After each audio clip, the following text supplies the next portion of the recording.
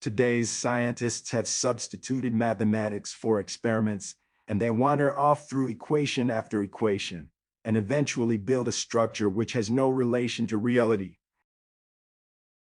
You may live to see man-made horrors beyond your comprehension. I'm credited with being one of the hardest workers, and perhaps if thought is the equivalent of labor, for I have devoted to it almost all of my waking hours. But if work is interpreted to be a definite performance in a specified time according to a rigid rule, then I may be the worst of idlers.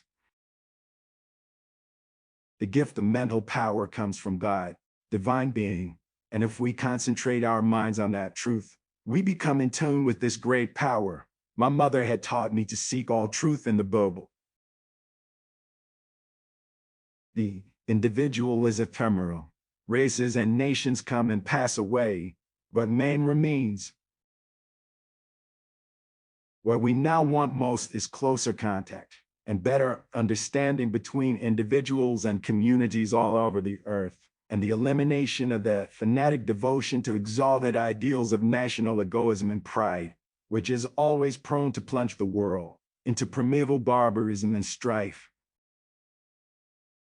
But instinct is something which transcends knowledge. We have undoubtedly certain finer fibers that enable us to perceive truths when logical deduction or any other willful effort of the brain is futile.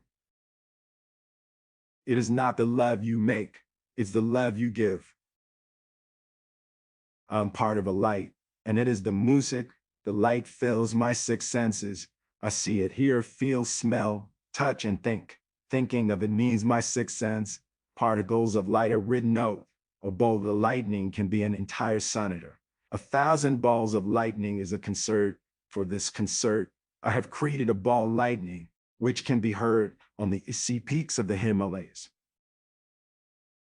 Most persons are too absorbed in the contemplation of the outside world that they are wholly oblivious to what is passing on within themselves. It is not a dream. It is a simple feat of scientific electrical engineering. Only expensive, blind, faint-hearted, doubting world. Humanity is not yet sufficiently advanced to be willingly led by the discoverer's keen searching sense.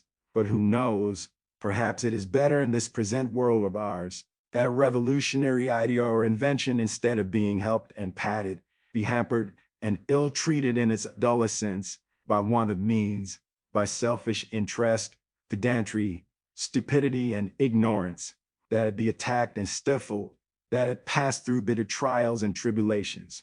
Through the strife of commercial existence, did we get our light? All that was great in the past was ridiculed, condemned, combated, suppressed, only to emerge all the more powerfully, all the more triumphantly from the struggle.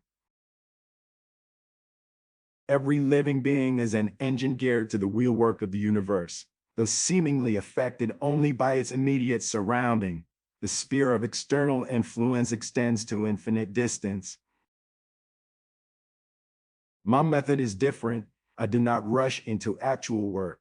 When I get an idea, I start at once building it up in my imagination. I change the construction, make improvements, and operate the device entirely in my mind. The scientific man does not aim at an immediate result. He does not expect that his advanced ideas will be readily taken up.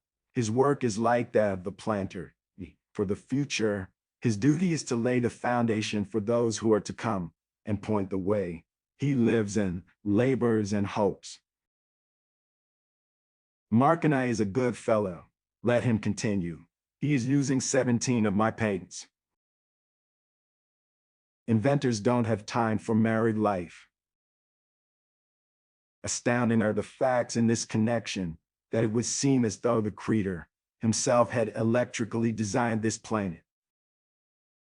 Peace can only come as a natural consequence of universal enlightenment and merging of races, and we are still far from this blissful realization. Thomas Edison's method was inefficient in the extreme, for an immense ground had to be covered to get anything at all, unless bland chance intervened, and, at first, I was almost a sorry witness of his doings, knowing that just a little theory and calculation would have saved him 90% of the labor. But he had a veritable contempt for book learning and mathematical knowledge, trusting himself entirely to his inventor's instinct and practical American sense. In view of this, the truly prodigious amount of his actual accomplishments is little short of a miracle.